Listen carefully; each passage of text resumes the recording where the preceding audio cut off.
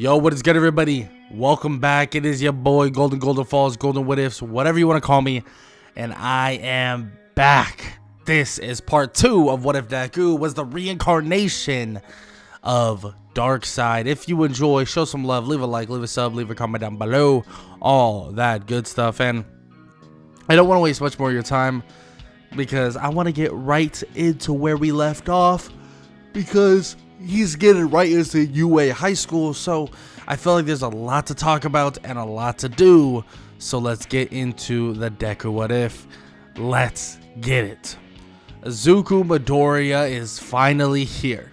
UA high school is finally upon him, and it seems as if there's going to be some interesting aspects of this school. When Izuku enters, he sees many different people, and they all just stare at him. A lot of them kind of scared, but a good amount of them actually super interested.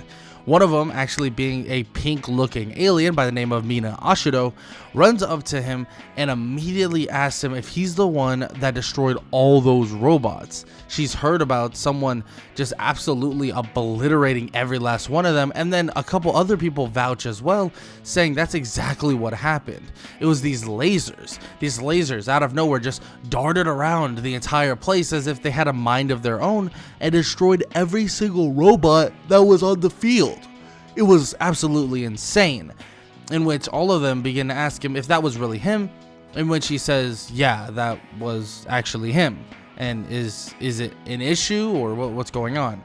In which they tell him that it was one of the most awesome things they've ever seen. Yes, it did suck that they had to come back later that day for a different test or a different version of it, because they had to basically rebuild and reconstruct some of those robots. But still, it was one of the most awesome things they've ever seen, saying that he must be almost as strong as some pro heroes, if not as strong as pro heroes. And it's kind of wild to even think about that someone's in their class to the same strength and level as him, in which they continue to have a conversation about basically his strength, about what he's capable of, and so on. But as they're having this conversation, it seems like someone else has actually entered the room, being that of Shota Aizawa, telling everybody to shut their mouths and sit down. So that's exactly what they're forced to do. And actually, when Izuku looks to his side, he sees Bakugo not too far away, sitting on another desk, looking extremely annoyed and extremely irritated that Izuku Midoriya is even in this classroom. But with that said, it seems like Aizawa continues to talk and tell everybody about what's going to happen. He talks about how they're supposed to have orientation. And yeah, normally that's what hero students have, but he's tired of this whole we're gonna praise you and praise you some more. So this is what he is gonna do. He's gonna force all of them to do an assessment. This assessment is a Quirk assessment, and he tells them all to get on their PE uniforms and go outside right now. Immediately, this is exactly what they're forced into doing, going outside and actually starting something that nobody actually knows what's going to happen for the most part. What's going to happen is they're going to fully test the capabilities of their quirks, but some people will definitely be a bit on the, downside of it, because a lot of their quirks aren't dealing in physical attributes. But one of the people that are dealing in massive amounts of physical attributes, especially now, is Izuku Midoriya. Now, as they talk about, okay, so who's gonna go first and so on, Aizawa says that the person that's gonna go first is the person that got first in the entrance exam, and they obviously know who that is. He would point to Izuku Midoriya, and he would tell him to head over and throw this ball as far as possible. Izuku would ask if he truly means as far as possible, in which Aizawa says that he didn't stutter, did he? And immediately Izuku would nod, and he would launch the ball as far as he possibly can, throwing it so hard that it enters the atmosphere. Izuku's arm and strength overall is absolutely insane, and the reader on his little gadget, Aizawa's gadget, tells him that the ball is now, gone infinitely, as if it's now being carried by the gravity of space. Now, this is something extremely crazy. They didn't expect Izuku to be this physically strong, with on top of the fact that he's extremely intelligent, like extremely intelligent, on a totally different level compared to some of the smartest students in UA High School. And on top of that, he has something that he's able to utilize, like the Omega Beams. Obviously, they don't know that's what they're called, but it seems as if he has a powerful ranged attack as well, something that could literally disintegrate robots. I mean, there has to be a limit to what this kid can do, but right now, it doesn't seem like there is one. Everybody watches this and thinks to themselves, and also says out loud, that they think this is going to be so fun. This looks enjoyable. I mean, this is going to be such a fun activity. But immediately Aizawa shuts this down, saying that there is no fun in this school. It is hard work, hero work, and getting better and better, and he's going to make sure they all understand that. Which this would shock everybody once they heard him say this, but he would reference once again that they are going to go and fight dangerous people. So the idea that they want to have fun should be the furthest things from their minds. This is not fun. This is not enjoyable. Seeing people get hurt, watching people get hurt is not enjoyable, and they need to understand that very, very quickly, because if they don't, well then they're gonna watch a lot of people not only get hurt, but possibly die. Immediately telling him all of this, and he tells them one last time that they better take this seriously, because whoever gets last place, well, they're going home for good, and they're gonna be done with UA High School forever, and they'll be expelled forever. Immediately, everybody sharpens up, and everyone's completely shocked by this, but they decide, okay, they need to completely and utterly just, figure it all out, dial it all in. So they all try their absolute hardest, but there's one thing that is for sure, and that's Izuku is flat out just better than everybody there. And it's really not even close. And it's not even like a contest. Izuku is flat out just so much better than everyone there, and so much better than basically all the people that are, well, trying to show off their skills and show off what they can do and so on. And Izuku just continues to improve and show more and more and more as he just flat out just kind of gives everyone an absolute show. Yes, they can't really react to it because Aizawa will definitely get mad at the fact that they're oohing and awing over what Izuku can do, but he absolutely gives them a show. Being able to outspeed some of the fastest students in UA, being able to smash the grip strength test, being able to do everything on the brink of perfection.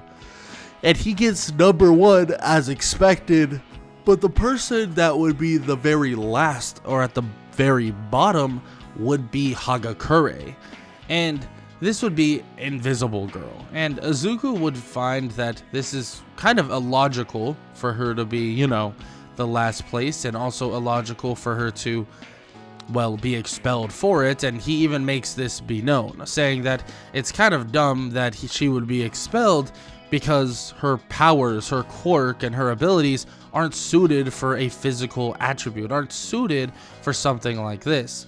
Aizawa would smirk a little bit and laugh just a tad and would say, "Oh really? So what is she suited for?" In which Izuku would further expand every possibility that she could possibly utilize for, talking about how for stealth missions she would be great. Talks about for rescue missions she would be way better, for this, for that, for this, that, and he keeps expanding more and more. And then Aizawa would stop him, saying that nobody's getting expelled today, and that Izuku has made some great points, and for now everyone is safe. But that's for now. Aizawa would wave them all off, saying that their day is now, to be continued throughout whatever they have next, and he tells them all to head to orientation and, be praised by some random teachers. Aizawa would walk off as if he just doesn't care what's going on, and everybody else would just, go throughout their day as normal. But what's happening the very next day is something that excites everybody. And that would be actually training with the one and only All Might. Yes, the one and only All Might. Izuku did actually see All Might for a brief moment, but obviously he didn't really care that much about meeting him. I mean, Izuku did enjoy the idea that All Might has, done great things for the world and stuff like that, and he is a pretty big fan, but he's not to the point where he really cares. Maybe if he was younger, maybe if he was around 4 years old still, he would probably be oohing and awing over All Might. But this time around, yeah, he's not really that excited. I mean, his intelligence has definitely affected him in that way, and it's definitely matured him in a way that is very, very unusual and very unordinary. So when All Might shows his face, busting through the door saying, "I am here," everybody freaks out, but Izuku sits still and dormant, just listening to All Might and listening to what they're going to be doing. And he hears that they're going to be doing heroes versus villains training. In hearing this, he's like, okay, well, this is a pretty interesting way of training. And he hears that it's going to be a 2 versus 2 like simulation. And he actually gets teamed up with a girl by the name of Ochaku Uraka, and he's going to be going heads up with Katsuki Bakugo and Tenya Ida. Now, this training, this hero training, is a pretty simple one, and it's not too complex or anything too crazy. It's actually pretty basic in all reality. There's a bomb that is placed on a random floor. The villain's job is to protect that bomb for a certain amount of time. And also on top of that, if they capture the heroes, well, let's just say it is over. Now, for the heroes, they have to finish the job by touching the bomb, and aka defusing said bomb. Capturing the villains would count as basically the villains being subdued, so if they are captured, they are no longer to be a threat to the heroes. Now, the Izuku Midoriya starts on the hero side with Ochaku Uraka, and the villain side is Tenya Ida and Katsuki Bakugo. Bakugo obviously wants his revenge on Izuku, but Izuku knows and understands that Bakugo can't really touch him. Like, it's not fair. So if he really wants to fight Izuku, and he really wants to fight Deku, then normally, let's just say, it's not going to be a fair fight. But this version of Izuku is completely thinking about every possibility and also thinking what's the best way and where the bomb is possibly placed and what's the best way to more or less find their way to that bomb. So he speaks to Ochako, giving her a plan utilizing her gravity quirk and floating to the exact room that he basically has planted in his brain. Thinking about it, where it is, where it's located, the bomb, and he deduces that the specific floor and room it's currently on and what window they must go through. So he begins to levitate with Ochako, and it seems as if he can feel some levitation within his own body, as if maybe he's able to fly as well. But he doesn't really think too much about it, utilizing her quirk at least to their own abilities, and they both basically grab onto each other as they fly up or levitate up, and he guides them using just, air pressure by pushing them a certain direction, by more or less slapping or kind of waving the air in a specific direction.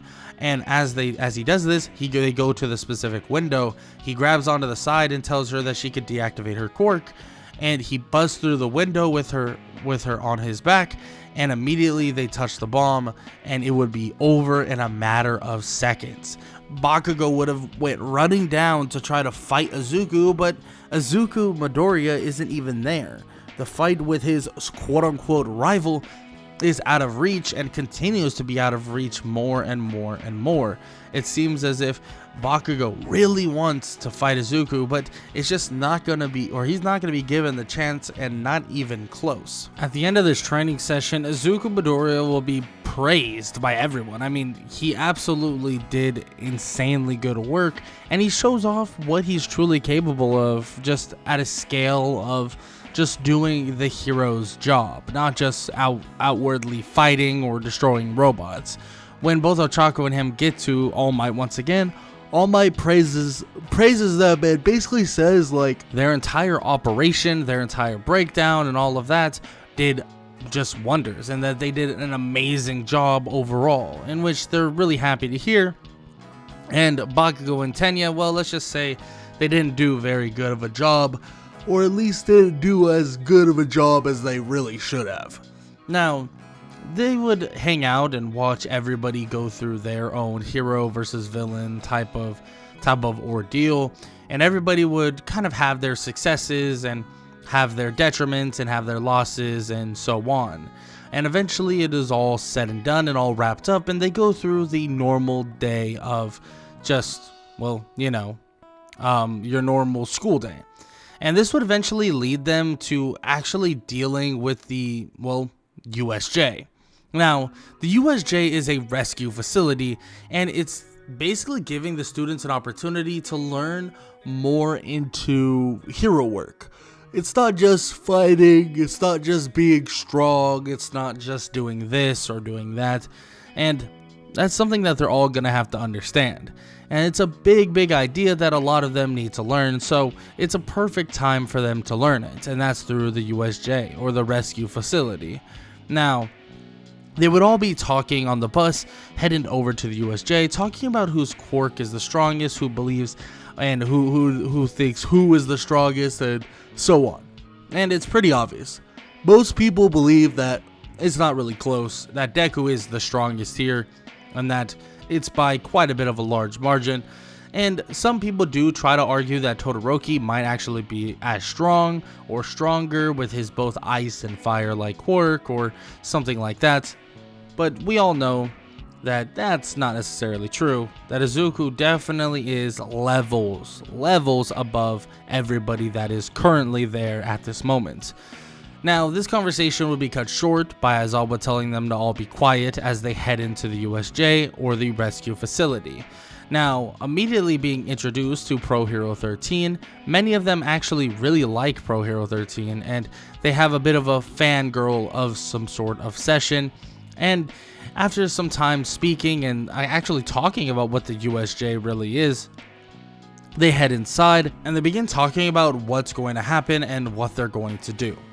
Now, the conversation is a pretty basic one and a pretty simple one.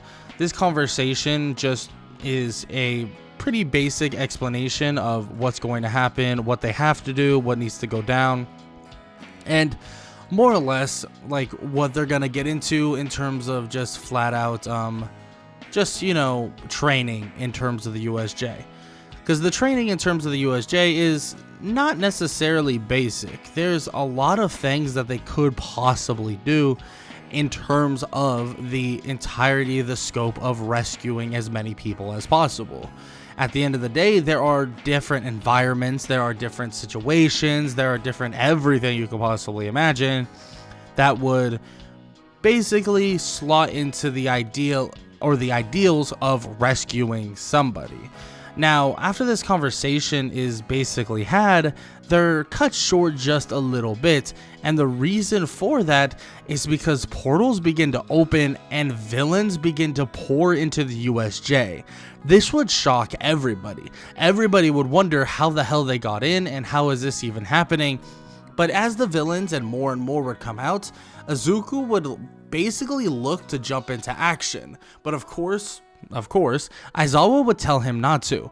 But immediately Izuku would tell Aizawa that he could help, that he could stop all these villains in a matter of seconds, and which Aizawa says that he can't just kill them though. But Izuku shakes his head and says that he has control, that he can make sure that these villains don't just, you know, fall over and die. He can make sure that, well, they're just subdued.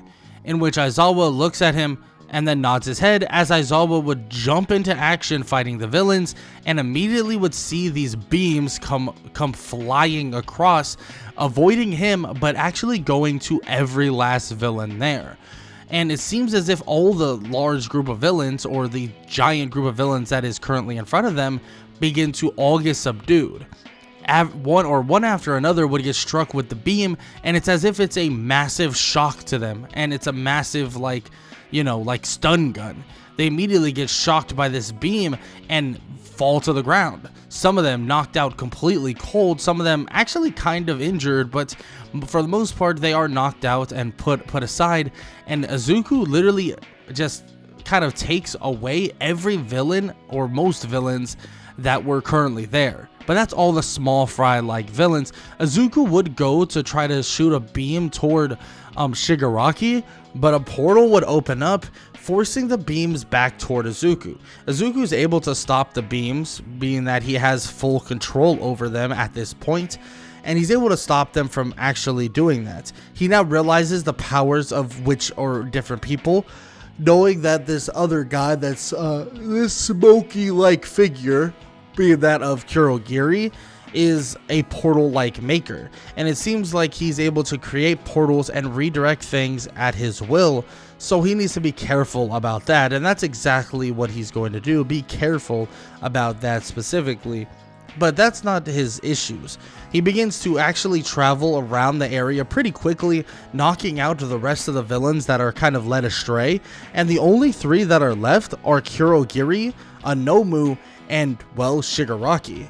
Immediately, Aizawa would see the effect that the Nomu could have right here and right now, because the Nomu would begin to try and hurt Aizawa, but luckily enough, Izuku comes right into the fray and stops the Nomu, blocking the punch and sending the Nomu backwards extremely quickly. Now, Aizawa would realize very quickly that he needs the help of Izuku, and Izuku would tell him that he'll handle the big guy, that he needs to worry about those two right there and make sure that they cannot escape. In which Aizawa is shocked to hear this. It seems like the guy has basically everything planned out, and Izuku thinks in his head that if they allow those two to escape, there's probably more on the other side of this all that is basically being puppeted by someone even greater than them. Izuku and the Nomu begin their ultimate clash, and it seems like this is the first time Izuku can go all out. The Nomu being able to tank some of the blows that Izuku hits him with, and Izuku shoots his Omega Beams, not on stun, actually looking to hurt the Nomu pretty bad. As it clashes with the Nomu's skin, it seems to actually do massive substantial damage, but it seems like the overridden durability, the absorption, and so much more allow the Nomu to tank it to a certain degree. And he continues to put the onslaught on the Nomu, and he continues to put the Nomu on the back foot, so much so that when Shigaraki commands the Nomu, it seems like the Nomu can't just ignore Izuku. He has to continue fighting, and he continue fighting Izuku more and more and more, and it seems like he's fighting for his life at this point. Izuku continues the onslaught as Aizawa actually begins to beat on Shigaraki and begins to avoid Kurogiri as much as he possibly can. And it seems like it's going heavily in their favor, especially when Bakugo comes out of nowhere, putting an explosion on Kurogiri's chest, realizing the weakness that Kurogiri has, and slamming him to the ground. Izuku would shoot an Omega Beam toward Kurogiri, actually hitting the chest again, penetrating through slightly, and actually knocking him out using a stun.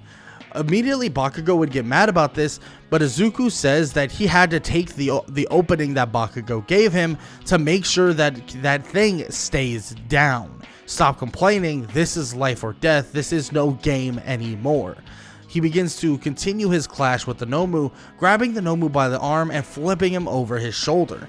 He begins to beat on the Nomu while he keeps it on the ground, but he realizes the Nomu is still regenerating and still trying to fight his way up.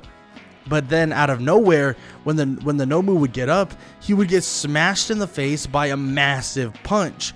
A punch coming from out of nowhere is what it seems like, and it would actually be the one and only All Might. All Might would punch the Nomu, punching him extremely hard into the ground as he tells Izuku to follow up as quick as possible, shooting his Omega Beams once again as All Might lands a flurry of punches while the Nomu is stuck on the ground and begins to absolutely beat on the Nomu as much as possible, eventually subduing the Nomu completely. And Shigaraki seems like he's completely lost, like he's completely in a massively bad situation, because Kurogiri is down for the count, the Nomu is completely subdued, and it's just him. How did everything go wrong so quickly? How did everything go wrong as fast as it did? And immediately he feels the ground from underneath him sweep him like a rug as he falls within a different portal, and so does Kurogiri and also the Nomu, falling through those portals, and they're gone almost instantly, and everything seems deathly silent. But as everything would get deathly silent, Izuku could feel a presence, but it's not what you think it is. He feels a sense of nervousness, but then a sense of, well, fear, relief, nervousness, but also dread. But everybody is safe. Everybody is fine. Everybody is... His eyes dart over straight to one person. One person that is staring back at Izuku like he is a monster. Everybody else stands there excited, happy that they're safe.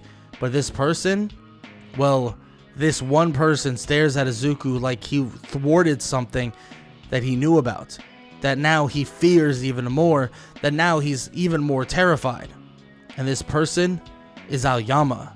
Izuku wonders, what is wrong with him? Why? Why does he feel this way? And why can he sense this odd feeling from him when they just, well, survived?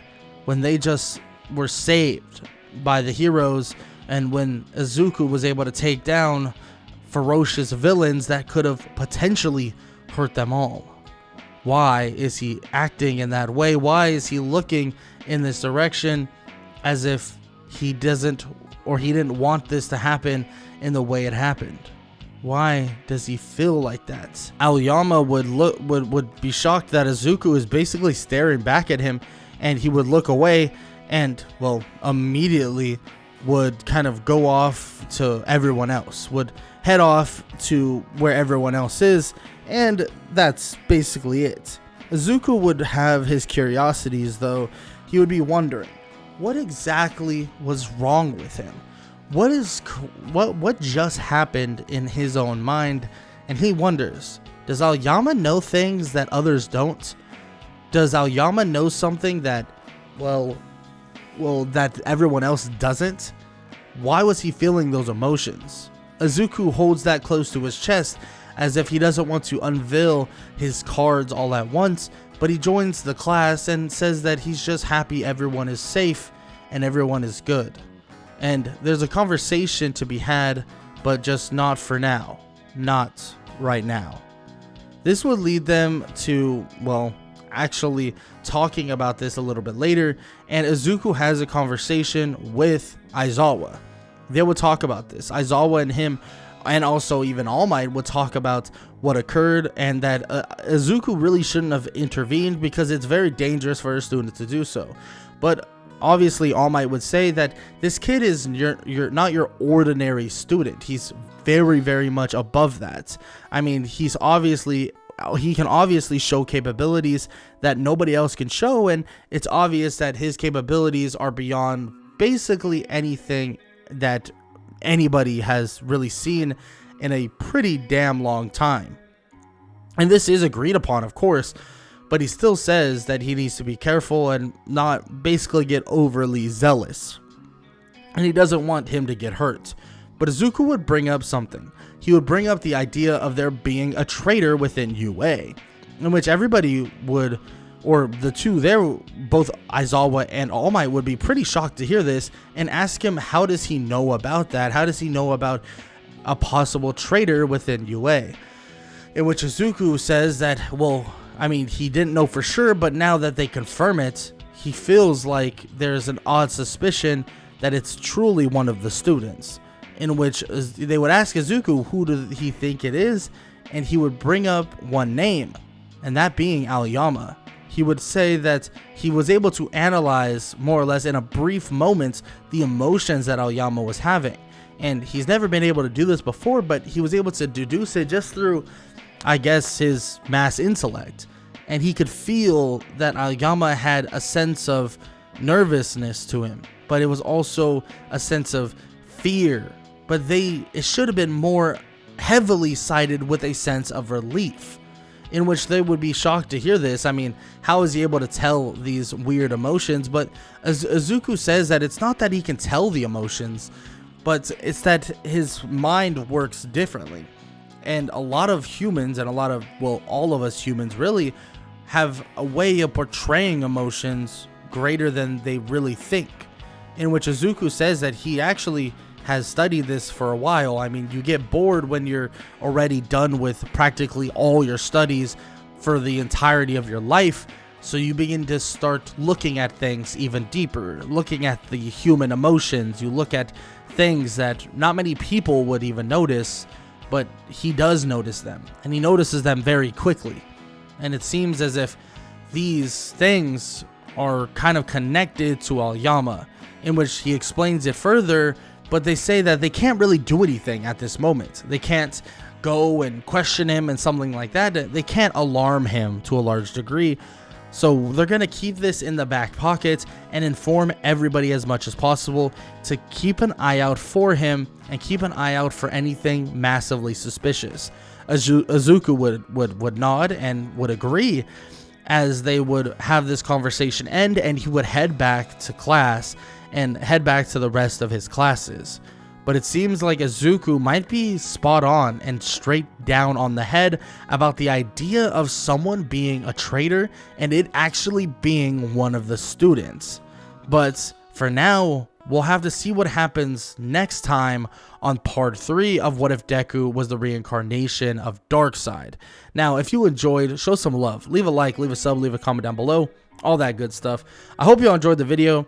I was trying to stay daily, but obviously it didn't work. Sometimes I just need a day in between just to chill, just because of, like, you know, creativity burnout and stuff like that. But with that said, I hope y'all enjoyed the video, and I hope y'all, well, like I said, leave a like and leave a sub, show some love to the content. And yeah, that's all I gotta say. I hope all y'all enjoyed, and I hope all y'all have an amazing day.